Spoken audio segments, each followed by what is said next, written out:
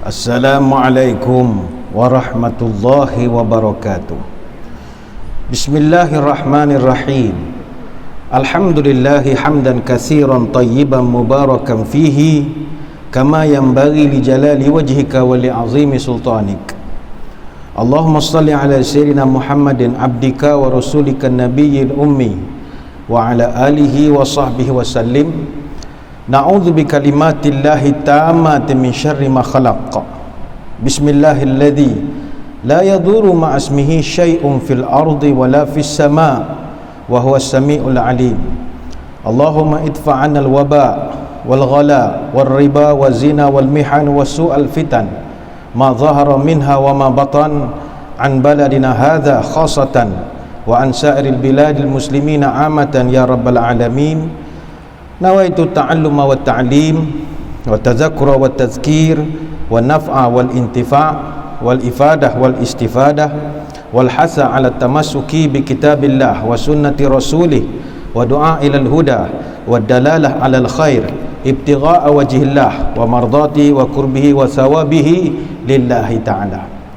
Yang dimuliakan para pegawai dan para sukarelawan Masjid Negeri Sultan Ahmad I, seterusnya tuan-tuan guru, para alim ulama, para habaib, muslimin muslimat, hadirin hadirat, tuan-tuan puan-puan, mudah-mudahan dirahmati Allah sekalian. Hadirin hadirat sekalian, hari ini kita di Kuantan khususnya ditularkan dengan mesej berkenaan laporan berkaitan makluman awal kes positif nombor 162, dan juga ditularkan dengan isi kandungan mesyuarat Task Force COVID-19 bilangan 89/2020 bertarikh 2 Disember 2020 jam 8.30 pagi, tular di handphone masing-masing. Kita tidak mau mengulas, nak membincangkan dari sudut etika menularkan sebaran berkaitan kerahsiaan pesakit dan maklumat yang terlalu terperinci dengan mana-mana pesakit dan penyakitnya. Ini kita tidak mahu mengulasnya, dan kita juga tidak berhajat nak mengulas apakah etikanya orang yang menyebarkan maklumat dalam mesyuarat yang merupakan maklumat terperingkat, maklumat yang masih peringkat perbincangan kepada tatapan awam. Itu kita tidak mahu membincangkannya. Tetapi yang kita melihat sekarang adalah masyarakat khususnya di bandar kita ini kembali gusar dan keluh kesah. Sementara lagi close contact kepada orang tersebut ada lebih kurang 35 orang. Lantas ada yang mencadangkan supaya dibuat perintah kawalan pergerakan diperketatkan secara bersasar ataupun Targeted Enhanced Movement Control Order ataupun TEMCO. Dan kita juga melihat ada yang susah hati, padahal orang-orang itu tak ada kena-mengena pun, tapi dia nak susah hati lebih pada orang lain. Duduk indera mahkota 2 pun tidak, gunting rambut dengan orang perempuan tu pun tidak, kegenting pun tidak, kenjada baik pun tidak, makan di restoran indera mahkota 15 pun tidak, ke Selancar pun tak pernah pergi, Selancar pun dia tak tahu kat mana, tapi tak boleh tidur malam, susah hati, tak karuan. Tanya ngapa Ji jadi begini? Takut Ustaz, takut manalah tahu kita berselisih dengan kontak rapat dia dekat Dobi kat Indra Mahkota 2 ke, kita selisih dengan kontak rapat dia dekat Cowboy Wak Ajang ke, selisih di pintu Masjid Negeri. Sementara kita menghormati penilaian risiko dan juga city value daripada pejabat kesihatan di Kuantan. City value ni cycle threshold value ataupun nilai kitaran ambang dia panggil, yang menjangkakan akan ada beberapa kes lagi hasil daripada saringan yang dilakukan hari ini. Kita tetap mengambil kesempatan untuk menyeru kepada masyarakat kekal tenang, bertenang, ikuti SOP yang telah disyorkan, dan yang paling mustahak, ini tajuk kita nak bincangkan malam ini, bertawakallah kepada Allah. Ini yang tidak ada dalam masyarakat kita sekarang. Kalimat tawakal ini hampir tidak wujud. Tawakal, kalau kita melihat daripada asal usul perkataannya, tawakal ini asal daripada kalimat wakala yakilu, maknanya kita mewakilkan. Dari kalimat tawakal inilah yang membentuk kalimat wakil, yang mana wakil ini juga dimaksudkan sebagai pelindung. Kalau dalam bahasa Melayu wakil ni bagi pihak, on behalf.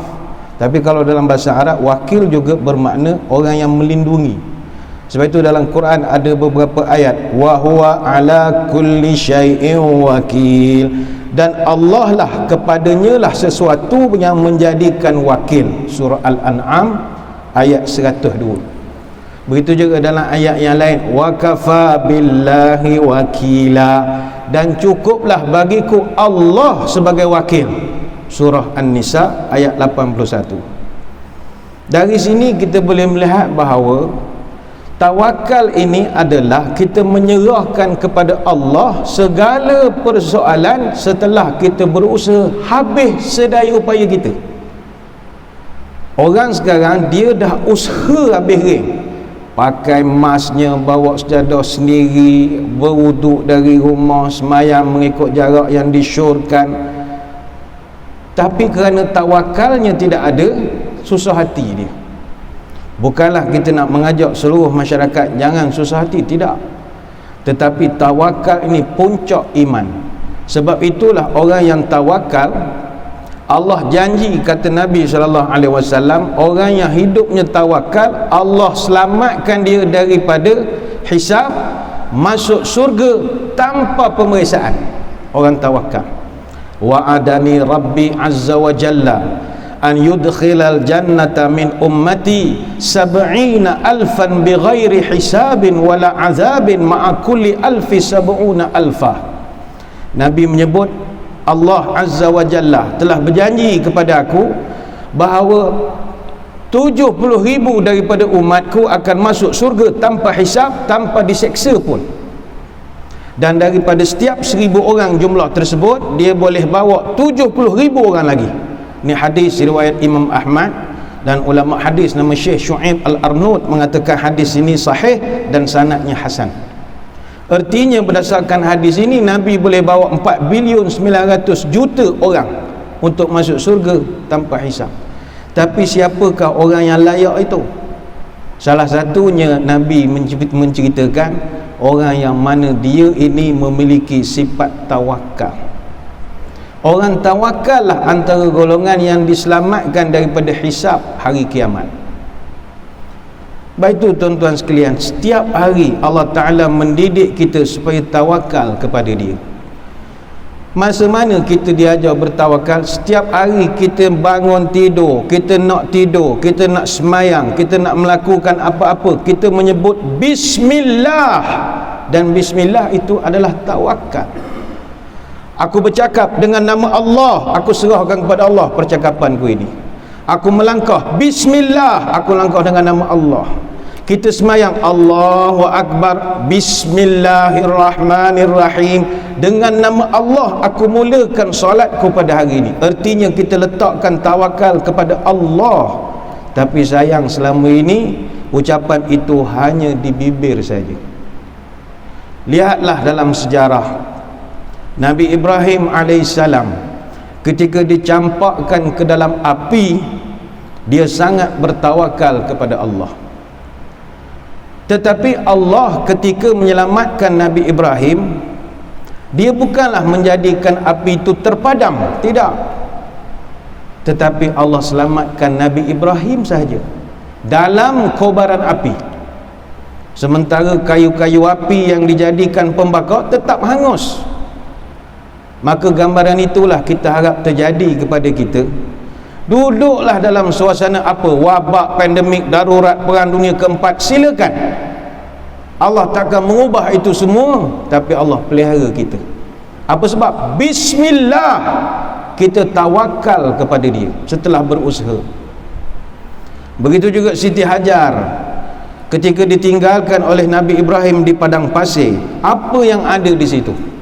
Tapi kerana tawakalnya kepada Allah, Allah menyelamatkan Siti Hajar dan juga anaknya yang masih kecil, dan dikurniakan perkara-perkara yang tak pernah terfikir oleh akal, keluar air daripada celah-celah batu yang sampai sekarang kita kenal dengan air Zam-Zam. Begitu juga Siti Maryam, ibu kepada Nabi Isa, diletakkan dalam sebuah biara, dijagakan oleh seorang Nabi namanya Zakaria. Tak ada yang menghantar makanan kepada dia, tapi kerana tawakal dia pada Allah, Allah boleh buat benda yang possible, yang impossible menjadi possible. Tiap-tiap hari dihantar makanan pada dia daripada langit. Kata para ulama tafsir, buah-buah yang dihantar itu memang bukan orang yang menghantar, sebab buahnya adalah buah di luar musim. Di negara Arab 4 musim. Musim sejuk ada buahan dia yang tersendiri, musim panas ada buah-buahan tersendiri. Tapi yang berlaku kepada Siti Maryam, musim panas dia dapat buah-buahan musim sejuk, musim sejuk dia dapat merasa buah-buahan musim panas. Kenapa Allah boleh buat? Kerana semua yang kita sebutkan namanya tadi, tawakalnya sangat tinggi kepada Allah. Nabi Musa alaihissalam, lidahnya tak boleh bertutur, tidak boleh bercakap sesempurna kita, kerana lidahnya itu ada sedikit kecacatan masa kecil, sehingga terkenal doanya, Rabbi syrah li sadri wa yassir li amri wahlul uqdatam min lisani. Tolong longgarkan ketat pada lidah ke ini. Dia diperintahkan berdakwah kepada Firaun, tapi dia tidak pernah takut, dia tawakal kepada Allah dan Allah bantu dia. Sebab itulah hadirin hadirat sekalian, jom kita tawakal. Tapi jangan kita salah faham pula. Bila sebut tawakal, tuan-tuan jadi semangat, semayang syak, cabut topeng, rapat belaka. Tak, tidak begitu. Tawakal kepada Allah ini tidaklah bererti kita meninggalkan usaha, tidak.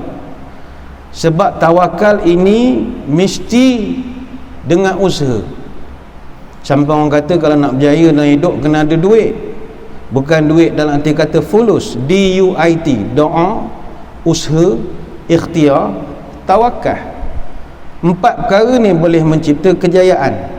Artinya dalam konteks pandemik, kita mesti terus mengamalkan normal dan juga kelaziman-kelaziman baru dalam kehidupan seharian, dan mesti berusaha sedaya upaya untuk mematuhi SOP yang telah disyorkan oleh pihak pemerintah. Kita amalkan penjarakan fizikal yang selamat, kita jaga kebersihan, terutama kebersihan tangan, kita elakkan kawasan-kawasan yang sempit dan sesak, elakkan dari bertutur dalam jarak yang terlampau dekat. Artinya kita berusaha untuk nak kawal situasi gelombang ketiga ini dengan nak melandaikan lengkungan keboleh jangkitan. Tapi andai kata ianya berlaku juga, itu di luar daripada kuasa kita. Sebab itulah orang yang berusaha dan bertawakal, Allah akan bantu dia. Baik itu tawakal ni tak boleh tuan-tuan buat kerjaan gamble begitu, tak boleh. Masuk masjid, pergi supermarket, pergi mana-mana, tak ada pakai apa-apa PPE apa semua. Orang tanya, awak ngapa begini? Ini semua ngarut belaka ni, kawan, tawakal pada Allah. Benda tidak salah dengan orang sana sini. Nabi pernah berpesan, ada satu riwayat daripada Ibnu Hibban dan Imam Al-Hakim daripada Ja'far bin Amr bin Umayyah daripada ayahnya, qala rajulun li Nabi sallallahu alaihi wasallam ursilu naqati wa atawakkul, qal irqilha wa tawakkal. Kata Nabi, para sahabat bercerita satu hari ada seorang laki-laki, dia kata kepada Nabi, ya Rasulullah, boleh tak saya bawa unta parking depan masjid, saya lock biar saja, saya tawakal kepada Allah, boleh tak begitu? Kata Nabi, jangan, ikat untamu kemudian baru tawakal. Ikat dulu, maknanya ada usaha. Dalam riwayat daripada Imam Al-Qudai disebutkan, qala Amr bin Umayyah qultu ya Rasulullah uqayyadur rahilati wa atawakkal ala Allah au ursiluha wa atawakkal, qal qayyidha wa tawakkal. Sahabat kata Amr bin Umayyah berkata, ya Rasulullah, adakah saya perlu ikat unta saya kemudian saya bertawakal, atau saya letak saja di luar, tak payah ikat apa-apa, saya serah pada Allah saja untuk menjaganya? Maka Nabi pun menjawab, qaidha wa tawakkal, jangan, ikat dulu baru kamu tawakal kepada Allah. Artinya tawakal, jangan meninggalkan usaha. Setelah kita berusaha mengikut segala yang disarankan, maka kita serahkan kepada Allah. Tapi sekarang serah tu dah tak ada. Bila berlaku suasana begini semua susah hati. Bukankah kita dah berusaha yang terbaik? Kita serahkan pada Allah, Allah jaga kita mudah-mudahan. Sekali lagi kita nak tegaskan, tawakal tidaklah bererti meninggalkan usaha. Setiap Muslim wajib bersusah payah, wajib bersungguh-sungguh, wajib berusaha untuk survive dalam kehidupan dia. Wajib. Cuma kita tidaklah menyandarkan segala usaha kita, kerja keras kita itu sebagai sebab kejayaan. Tidak. Kita tetap meletakkan bahawa ajal, maut, rezeki, jodoh itu semua daripada Allah.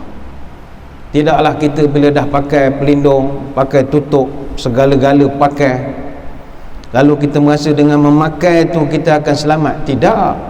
Ini adalah usaha kita.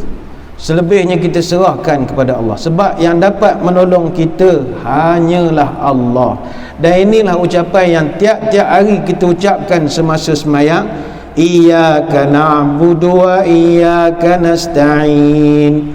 Ya Allah, hanya kepada Engkau lah aku sembah, dan kepada Engkau sahajalah aku minta tolong. Ya Allah, tolong aku ya Allah. Kuantan dah ada kes ya Allah, tolong aku ya Allah. Tidak ada. Tidak ada. Tawakal penyerahan kepada Allah itu tidak ada. Begitu juga kalimat doa yang sering kita baca di dalam selepas sembahyang. Allahumma a'inni ala zikrika wa syukrika wa husni ibadatik. Ya Allah, tolonglah aku supaya aku dapat terus berzikir kepada Engkau, bersyukur kepada Engkau, beribadah dengan baik kepada Engkau. Sebab kita tahu kalau Tuhan tak tolong, kita takkan berjaya. Macam tuan-tuan dapat datang ke masjid pada malam ini, tuan-tuan datang dengan kudrat tuan-tuan? Tak. Allah tolong. Bukan semua yang hadir ni duduk sekeliling padang fikir. Tak. Ada yang datang sini tempuh 5 traffic light, tempuh 3 lubang jalan. Tahan di Bangladesh semua tu kena tahan beberapa kali nak sampai. Berbanding ada orang duduk sepelaung je dengan masjid ini. Tapi Tuhan tidak bantu dia, Tuhan pilih kita. Itu yang kita syukuri. Lepas itu kami di masjid negeri, kita sekarang buat program khatam subuh. Khatam subuh ni adalah kita nak berkongsi ibadat, satu ibadat yang jarang dibuat di tanah air kita, iaitu kita khatamkan Quran menerusi solat. Ini jarang dibuat. Kita buat solat subuh, tiap-tiap hari baca satu makra'. Satu makra' ni tak panjang, tidaklah satu juzuk macam sembahyang tarawih. Tak, satu makra' ni semuka suku, semuka setengah gitu je. Tiap-tiap hari kita buat subuh, kita dapat lihat jemaah kita yang datang bukan jemaah dekat-dekat, jemaah jauh, seberang jambatan ada, seberang sungai ada datang. Ada yang datang pakai pakaian pejabat pun ada. Sebab dia terus duduk, kena kopi apa semua, tunggu duha, sembahyang duha pula, lepas tu terus masuk opeh. Masya Allah, kita rasa kagum. Tapi bila tengok ni semua Allah izinkan. Lepas tu kami gelarkan mereka ni subuh warrior, hulu balang subuh semua, hulu balang subuh. Dan hari esok, sedar tak sedar, khatam juzuk 2 dah. Sedar ataupun tidak, dah khatam juzuk kedua. Hari esok kita baca juzuk pertama, makra' ke-8. Maknanya nak masuk khatam, nak masuk juzuk yang kedua. Kita khatam dah juzuk pertama, masuk juzuk yang kedua. Sekejap saja. Dia 8 hari, dia satu juzuk 8 makra'. Cukup 8, habis satu juzuk. Tahniah, juzuk kedua, masuk juzuk ketiga, tilkar rasul, pada hari satu lagi esok. Allah kalau dia nak tolong, dia akan tolong. Serahkan kepada Allah. Sebab itu para ulama menyebutkan tawakal ni serupa orang mati, mayat yang duduk atas pembaringan, ikutlah orang nak buat benda ke dia, dia biar je. Orang nak baring, telungkukkan dia, gosok belakang masa mandikan jalan. Itulah rupa orang tawakal. Mana dia serahkan dirinya hanya kepada Allah Subhanahu Wa Taala setelah dia berusaha sehabis daya. Sebab itu tuan-tuan, Nabi SAW mengibaratkan orang tawakal ni macam burung. Lau annakum tawakkaltum 'ala Allahi haqqa tawakkuli la razaqakum kama yarzuqut tayr taghdu khimasa wa taruhu bitana. Mu ni, kata Nabi, kalau mu sungguh-sungguh tawakal kepada Allah dengan sebenar-benar tawakal, engkau akan diberi rezeki oleh Allah sebagaimana Allah beri rezeki pada burung. Burung bangun pagi-pagi dalam keadaan lapar, balik ke sarangnya pada waktu petang dalam keadaan kenyang. Ini hadis riwayat Imam Ahmad dan beberapa ulama hadis yang lain. Baca tuan-tuan tengok burung, relax je. Tawakal dia kepada Allah sangat tinggi. Tuan-tuan tengok burung, sebelum subuh dia akan bangun. Kita subuh 5.40 lebih, dia pukul 4.30 bangun dah burung. Kuing dia bising. Dia terbang cari rezeki, tak tahu ke mana. Dan burung dia tak tahu pun dia nak makan apa pagi tu. Dia tak tahu. Macam kita kalau semayang masjid negeri, habis semayang ada boleh minum air panas, ada nasi lemak, esok buat mihun, tak tahulah benda, ada makan. Mana tengah semayang tu boleh bau nasi lemak. Allah, sedap pula bau nasi lemak. Artinya rezeki kita boleh teka. Burung keluar sarang waktu pagi tak tahu benda nak makan, tapi burung balik petang ada masa dia kenyang, ada masa dia makanan cukup untuk anak-anak, ada masa dia tak ada makanan apa-apa. Tapi pernahkah tuan-tuan tengok ada burung bunuh diri? Tak pernah. Nampak kejar langgar cermin mati bunuh diri? Tak. Bahkan burung tiap-tiap pagi berkicau tanpa gagah, seolah-olah tak ada masalah, menyanyi hari-hari macam tak ada masalah. Kuik. Itulah burung. Orang kita baru dapat mesej Kuantan ada 2 orang terus tak boleh tidur dah, meninggal dah, tak pergi masjid sembahyang rumah sudahlah.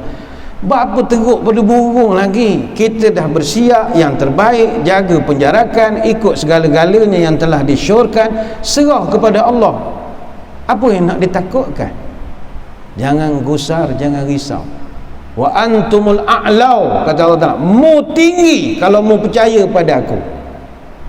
Kalau mu percaya, kalau mu 50-50 percaya ke aku, mu sakit sekali lah dengan orang-orang itu. Bercerita tentang burung ini, saya tertarik. Ada satu ulama, dia sering memanjatkan doa, Allahumma rzuqna kama tarzukul bughatha. Ya Allah, berikanlah aku rezeki sebagaimana engkau beri rezeki kepada buras. Apa makna buras? Dalam bahasa Arab, buras ini anak burung gagak. Anak burung gagak dia panggil buras. Kalau dia dah besar, dia panggil ghurab. Lain. Yang hitam ghurab. Burung gagak anaknya yang baru menetas dia panggil buras. Dan yang jadi peliknya adalah, ini ciptaan Allah, gagak anaknya yang baru lahir warna putih anaknya itu. Jadi burung gagak ni dia tak sekolah. Bila dia tengok anaknya tu warna putih, dia kata tu bukan anak dia, ni bukan anak aku. Dia kata salah sarang. Akhirnya dia biarkan saja anaknya lantak langkah, pandai-pandai bukan anak aku katanya, sebab kulitnya tak sama. Berdasarkan logik, buras memang mati begitu sajalah. Mana ada mak nak membawakan pada dia makanan. Tetapi Allah Ta'ala ini maha pemberi rezeki. Allah Ta'ala telah menjadikan anak burung gagak ini, pada badannya itu ada satu aroma yang istimewa, yang mana bau ini boleh mengundang serangga datang ke sarang. Ulat-ulat terbang, dia akan datang kerana tertarik dengan bau buras ini, bau badan dia. Jadi ulat dan serangga ini datang. Ketika dia sampai kepada buras, jadilah rezeki kepada anak burung gagak ini. Begitulah dia makan tiap-tiap hari, sampailah badannya itu berubah, tumbuh bulu-bulu yang hitam, akhirnya jadilah hitam semula. Ketika dia dah berubah jadi hitam, barulah mak dia ngaku anak, mak dia sambung beri makan pula. Kaya ciptaan Allah. Sebab itu Allah Ar-Razzaq, dia penjamin rezeki. Nahnu qasamna bainahum ma'isyatahum fil hayatid dunya. Kami yang menentukan kehidupan kamu di dunia ini. Aku penjamin dia. Yang menentukan mu mati mu hidup, aku, bukan orang. Surah Az-Zukhruf ayat 32. Orang yang tawakal, dia tahu rezekinya bukan tokek dia bagi, Allah. Orang yang tawakal dia tahu penyakit, mati, apa saja yang beri adalah Allah. Tapi kerana tawakal ini tidak ada, maka inilah kita menyaksikan orang kegusaran. Saya ingin berkongsi dengan hadirin hadirat sekalian, ada satu riwayat tentang tawakal. Ni riwayat panjang, hadis ni panjang, mana dah yang kita ceritalah. Ini hadis daripada Abu Hurairah radhiyallahu anhu. Nabi bercerita, annahu zakara rajulan min bani Israel sa'ala ba'du bani Israel an yuslifahu alfa dinarin. Nabi bercerita di kalangan sahabat, kata dia, dulu kata Nabi ada dua orang Bani Israel, orang Israel. Dua-dua ni dia berkawan. Seorang ni dia beritahu pada member dia, bang, aku nak pinjam dengan awak duit boleh? Berapa banyak? Alfa dinarin. Aku nak pinjam 1000 dinar. 1000 dinar ni tuan-tuan, la ilaha illallah, bukannya murah. Kalau emas 4 jongkong emas, 1000 dinar ini berapa kilo itu? Jadinya kawan dia kata, boleh, atini bisyuhada usyhiduhum. Kawan dia kata, boleh bagi pinjam. Ianya awak kenalah ada saksi, kita buat agreement elok-elok. Kawan hak minjam ni jawab, nak meminjam ni jawab, kafa billahi syahidah. Tak payahlah, biar Allah jadi saksi. Dia cakap gitu, biar Allah jadi saksi. Kawan dia pun, ini nak minjam 4 jongkong emas main saksi dengan Tuhan tak jadi. Faktini bil kafil. Awak bawa penjamin lah. Kalau tak ada penjamin, awak cagalah benda-benda. Ini bukan duit sikit ni. Kawan dia jawab, kafa billahi kafilah. Tak payah, Allah je lah jadi penjamin. Kawan dia yang nak bagi emas ni, dia kata, okey, sadaqta, beres boh, kita kira bagi sajalah, bagi saja. Ni Nabi cerita. Fadafa'aha ilaihi ila ajalin musamma fa kharaja fil bahr fa qada hajatahu.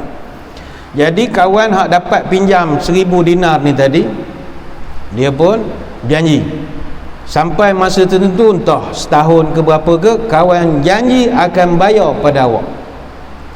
Jadi dia pun pergilah merantau, pergi buat perniagaan. Nabi cerita mamat ni dia dapat modal 1000 dinar, dia meniaga, perniagaan dia menjadi betul bagus, perniagaannya untung banyak. Lalu dia tengok jadual kalender, dah sampai masa nak kena bayar. Dia ni dah duduk di seberang laut, dia meniaga di seberang laut.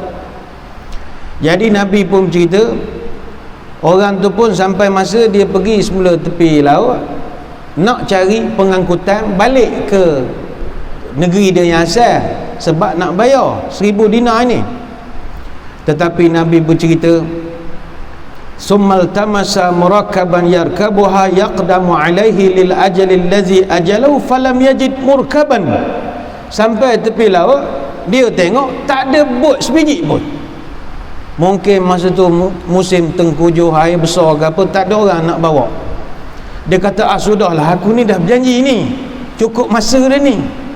Yang kawan dia pula memang dah tunggu di pelabuhan dah, sebab dah berjanji sekian-sekian masanya kawan tunggu awak di pelabuhan, kapal sampai bayar, settle masalah. Jadi dia pun dah kelang kabut. Lalu apa dia buat, kata Nabi, fa akhadha khashabatan fa naqaraha fa adkhala fiha alfa dinarin wa sahifatan minhu ila sahibi. Nabi kata, ini kemuncak. Mamat yang meminjam ini, disebabkan dia dah berjanji nak bayar dan bot tidak ada, dia cari sebatang balak yang boleh dia pikul, dia takiknya kayu tu, dia masukkan 1000 dinar dalam kayu balak, dia tutup balik, kemudian dia buat satu nota, dia masukkan di dalam kayu balak itu, dia hanyutkan tengah laut, dia tawakal je pada Allah. Ya Allah, aku dah berjanji dengan sahabat aku nak bayar, aku tak nak putus saudara, tolonglah sampaikan duit aku ni pada dia. Tuan-tuan, ada orang berani buat kerja yang gini? Ini tawakal ni. Ni Nabi cerita, sahabat yang mendengar semua, memang sedap cerita ni. Dia biarkan kayu tu hanyut. Dia duduk tepi laut, dia fikir sampai kedok, dan dia pula ketika itu dia serah betul kepada Tuhan. Apa nak jadi-jadilah. Kawan dia pula yang di seberang laut sana dah tunggu di pelabuhan. Tengok kapal tak ada. Kata sudah. Wah, negara ni ada tak sampai duit ni, dia tunggu jugalah. Maka Nabi cerita orang yang hanyutkan duit ni tadi, dia sebab dia orang amanah, dia tetap juga cari bot untuk balik ke seberang. Dan sebab dia tokek kaya, dia dapat jumpa satu bot, dia sewa, dan dia bawa 1000 dinar lagi. Sebab dia takut duit tadi hanyut sampai ke Kuantan ke mana tak tahu. Usahanya dia pun naik kapal sampai seberang. Maka hadis tu panjanglah, sahabat ini menunggu. Kat sahabat yang menunggu tadi, tiba-tiba dari jauh dia tengok dah tak ada kapal, dia tengok balok hanyut. Comel kayu ni. Dia kata ni kalau bawa balik ni boleh buat hiasan-hiasan ni, boleh buat kerusi ke apa ni. Dia pun ambil, bawa balik ke rumah. Dia elok-elokkanlah kayu tu. Dia tengok ada catatan, rupanya catatan kawan dia. Siapa yang jumpa ni, ini adalah duit aku hutang kepada sahabat aku gini. Dapat duit itu. Lepas tu dia tengok dalam tu ada 1000 dinar. Tak berapa lama kemudian kawan dia yang dah dapat kapal sampai ke darat, cari balik kawan dia. Kawan dia kata, kawan nak bayar duit awak. Bayar buat apa, aku dapat dah duit. Celah mana dapat duitnya? Awak ada dah hanyut pada balok? Ada. Sampai terkejut dia. Maka Nabi SAW nak mengajarkan bahawa kalau mu sudah tawakal kepada Allah, benda yang impossible jadi possible. Ni hadis riwayat Imam Bukhari. Hadis ni memang panjang, cerita tu tak sampai situ, panjang lagi perbahasannya. Sebab itulah muslimin muslimat sekalian, ayolah kita tanamkan tawakal kepada Allah. Nabi pernah pesan dalam hadis riwayat Tirmizi dan juga Imam Ahmad bin Hanbal, satu riwayat daripada Abdullah bin Abbas, dia berkongsi cerita, kuntu khalfan nabi yauman faqala ya ghulam inni uallimuka kalimat. Nabi pernah cakap di depan Abdullah bin Abbas, kata Nabi, wahai anak muda, aku nak ajar kepada kamu beberapa nasihat. Kamu pegang nasihat ni, kamu berjaya. Pertama, kata Nabi, ihfazillah yahfazka. Yang kedua, ihfazillah tajidhu tujahaka. Yang ketiga, iza sa'alta fas'alillah. Yang keempat, wa iza sta'anta fasta'in billah. Yang kelima, wa'alam annal ummata law ijtama'at ala an yanfa'uka bi syai'in lam yanfa'uka illa bi syai'in qad katabahu Allahu laka. Yang keenam, wa in ijtama'u ala an yadurruka bi syai'in lam yadurruka illa bi syai'in qad katabahu Allahu 'alaika. Yang ketujuh, kata Nabi, rufi'atil aqlamu wa jaffatis suhufu. Pertama, Nabi pesan kepada Ibn Abbas, ihfazillah yahfazka. Nombor satu, wahai Ibn Abbas, jagalah Allah, nescaya Allah jaga kamu.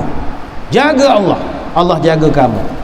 Bagaimana menjaga Allah? Bukannya macam kita jadi bodyguard, tidak. Menjaga Allah ini adalah menjaga segala yang telah Allah titah perintahkan. Jaga semayang, jaga kewajipan, segala perkara yang Allah wajibkan, hendaklah kita lakukan. Itu menjaga Allah, Allah jaga kamu. Yang kedua, Nabi berpesan, ihfazillah tajidhu tujahaka. Wahai Ibnu Abbas, engkau jagalah Allah, nescaya Allah akan sentiasa berada di hadapan kamu. Maknanya Allah protect kita dari sebarang mudarat, Allah akan bimbing kita ke arah kebaikan. Yang ketiga, Nabi pesan, wa iza sta'anta fasta'in billah. Wahai Ibnu Abbas, kalau mau minta tolonglah pada Allah. Nombor satu, minta tolong mesti kepada Allah. Yang keempat, wa iza sta'anta fasta'in billah. Kalau kamu minta bantuanlah kepada Allah. Sebab ada masa pertolongan dan bantuan dua perkara beza. pertolongan bantuan, pertolongan dalam bentuk material, bantuan dalam kekuatan moral, semangat jiwa dan bagai-bagai lagi. Ada orang duit dah banyak, kaya raya, dia bangsawan, anaknya meninggal dunia, dia sedih. Kita nak tolong duit pun tak guna, dia duit banyak pada kita lagi. Tapi yang dia nak adalah kekuatan jiwa, dia berikan motivasi. Kemudian Nabi menyambung lagi, wa'lam annal ummata law ijtama'at ala an yanfa'uka bi syai'in lam yanfa'uka illa bi syai'in qad katabahu Allahu laka. Ketahuilah wahai Abdullah bin Abbas, sekiranya seluruh umat bersatu untuk memberi kamu satu keuntungan, tapi kamu tak akan dapat selain apa yang aku dah tetapkan pada kamu, kata Allah. Walaupun seluruh orang dah berjanji nak beri kepada kita. Kemudian Nabi mengata lagi kepada Ibnu Abbas, wa in ijtama'u ala an yadurruka bi syai'in lam yadurruka illa bi syai'in qad katabahu Allahu 'alaika. Dan andai kata seluruh musuh kamu bersatu untuk membahayakan kamu, maka tidak ada yang boleh memberi mudarat pada kamu melainkan aku yang mengizinkan. Baik itu tuan-tuan, kita dah ulang kali menyebut banyak kali, kita berada dalam suasana pandemik. Kalau nak ikutkan kita dari segi ancaman, kita hari-hari berhadapan dengan ancaman. Apa tuan-tuan ingat, hujan ni bukan ancaman? Ancaman. Kalau tak kena raya, tuan-tuan kena hujan, boleh jadi demam. Tapi perlukah kita takut kepada hujan? Tidak. Kerana daripada kecil kita dah kenal hujan, kita buat persiapan menghadapinya. Maka Imam Asy-Syafi'i mengatakan, orang yang beriman menghadapi musibah seperti orang menghadapi pertukaran musim.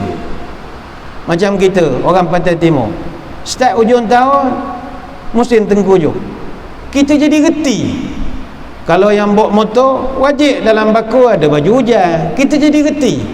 Dalam kereta letak payung, sebab kita tahu benda tu akan menyusahkan kita, maka kita buat persiapan. Nak kira takut basah, tak keluar rumah lah weh, duduk rumah. Berapa tak keluar? Oh demam, kena hujan, tak keluar. Begitu juga kalau kita duduk negara 4 musim, memasuki musim sejuk, kita buatlah preparation, beli siap-siap jaket tebal, beli long john, beli stokin, beli apa yang patut. Memasuki musim panas, belilah baju batik saja, baju nipis-nipis. Begitulah orang beriman, kata Imam Asy-Syafi'i, dalam menghadapi musibah, dia macam menghadapi cuaca saja. Macam kita menghadapi siang bertukar malam. Kalau nak ikut takut dengan malam ni musibah. Tapi sebab kita dah biasa menghadapi malam, masuk maghrib pasang lampu, duduk dalam rumah, tak payah keluar. Kita tahu ada mudarat musibahnya, tapi kita tak pernah takut dengan kehadiran malam, kerana kita tahu esok pagi siang semula, nanti lepas siang malam lagi. Begitulah pertukaran musim. Sebab itu kalau nak kira ancaman sejak pada kecil, kita duduk, kita bermasyarakat dengan ancaman denggi, leptospirosis, mana kencing tikus, penyakit taun, itu biasa. Kalau ikut kata Kementerian Kesihatan Malaysia, kes jangkitan kencing tikus boleh mencecah 3,665 kes dengan lebih 48 kematian setahun. Tapi ada orang takut dengan tikus? Tak ada pun. Tak ada, sengih nampak tikus belakang kedai, sengih ya, tak ada lari dah. Begitu juga kes denggi yang dilaporkan dalam setahun mencecah 106,698 kes dan melibatkan 277 kes kematian average setahun. Tapi adakah kita nampak nyamuk kita jadi takut? Tak. Kita buatlah persiapan, doa kepada Allah, nyamuk lawankan dia. Tapi tidaklah sampai kita nak menghapuskan secara total, itu impossible. Baik itu tengok rakyat Malaysia sekarang. Tapi alhamdulillah kebelakangan ni saya tengok sifat tawakal tu semakin tebal sikit dah. Cuma orang Kuantan je hari ni nampak tak berapa tawakal, sebab dia dah lama berpuluh hari dah tak ada kes, baru ada 2 kes ada rasa nak meninggal dah malam ni. Jangan begitu. Orang lain sengih je tengok angka hari-hari ni. Dia orang PKPB lama lah.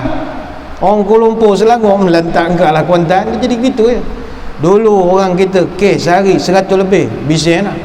Naik 800, oh kerajaan gedebuk, naik 1000, orang matilah kita orang.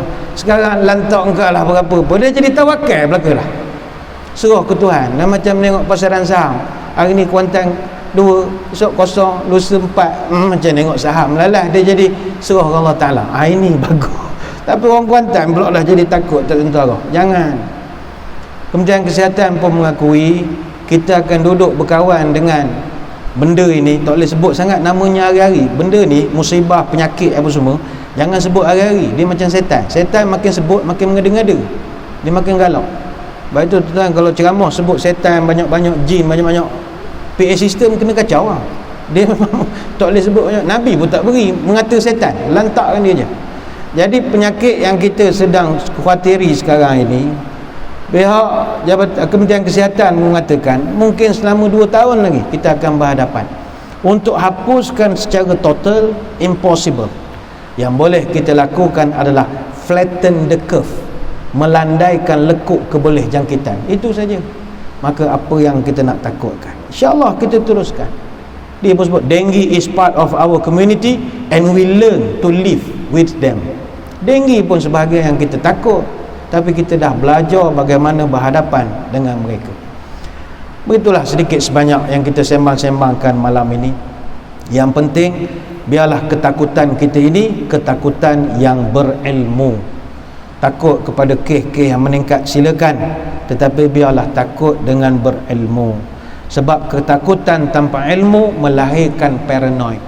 Sebab itu kata Syekh Mustafa Al-Maraghi dalam tafsirnya, al-khasyatu khawful maqrun min ta'zim wal ilmu bima takhsyahu.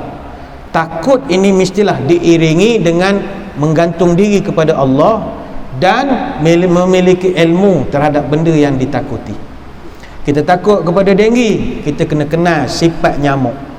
Kita takut kepada penyakit ini, kita tahu apakah cara nak mengelakkan dia datang pada kita. Jaga kebersihan, buatkan norma yang baru. Sementara ni nak bagi sementara jumpa cara nak berlawan, buah tu tak jumpa lagi, nak bersilat dengan dia tu. Langkah dia tu kita tahu dah, mana dia punya buah sepak dia, buah tumbuk dia kita nampak dah. Sekarang kita mikir nak mengikat ke dia itu, tahu dah langkah dia tu. Jadi kita perhati, jangan kita terlalu khawatir, tapi khawatirlah dengan berilmu. Ini pesan para ulama. Sebab ketakutan juga adalah permainan halus syaitan. Innama zalikumus syaitanu yukhawwifu awliya'ahu fala takhafuhum wa khafuni in kuntum mu'minin. Sesungguhnya tidak lain syaitanlah selama ini yang menakut-nakutkan kamu. Justru itu wahai orang beriman, jangan kamu takut kepada dia, tapi takutlah pada aku kalau engkau percaya kepada aku. Surah Ali Imran ayat 175. Marilah sama-sama kita berdoa kepada Allah, moga-moga Allah menjaga diri kita, keluarga kita, tanah air kita daripada pandemik ini, mudah-mudahan.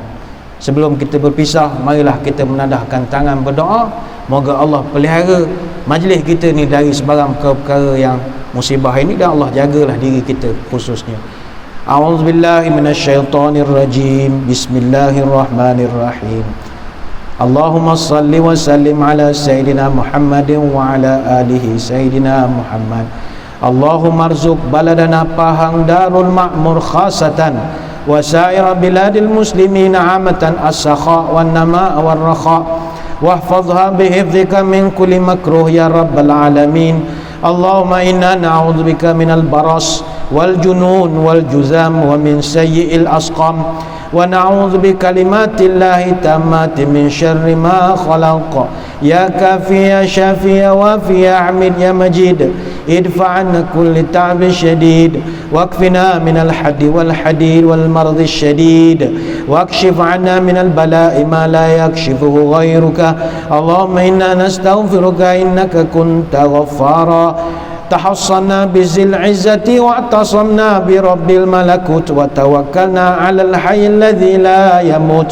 اللهم اصرف عن ولاية Pahang Darul Ma'mur وماليزيا وسائر البلاد المسلمين هذا الوباء وقنا شر الداء ونجنا من جميع أنواع البلاء بلطفك يا لطيف إنك على كل شيء قدير. سبحانك اللهم وبحمدك نشهد أن لا إله إلا أنت نستغفرك ونتوب إليك. Sallallahu ala sayyidina Muhammadin wa ala alihi wa sahbihi wa baraka wa sallam. Walhamdulillahi rabbil alamin. Wabillahi taufiq wal hidayah. Assalamualaikum warahmatullahi wabarakatuh. Wallahu a'lam.